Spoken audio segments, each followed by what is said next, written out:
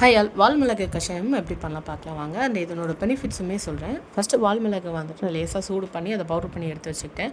இதில் ஒரு 1/2 ஸ்பூன் இந்த பவுடரை எடுத்துக்கிட்டு ஒரு டம்ளரில் தண்ணியில் வந்துட்டு நல்லா கலக்கி குடிச்சிங்க அப்படின்னா உங்களுக்கு இந்த கோல்டு காஃப்லாம் இருக்குது இல்லைங்களா, அதெல்லாம் வந்து ரெடியூஸ் ஆகும்.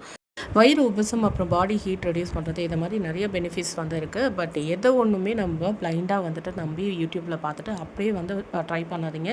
இதனால நம்ம டாக்டர்கிட்ட ஒரு தடவை கன்சல்ட் பண்ணிவிட்டு இன்டேக் பண்ணிக்கிறது தான் நல்லது. தேங்க்ஸ் ஃபார் வாட்சிங்.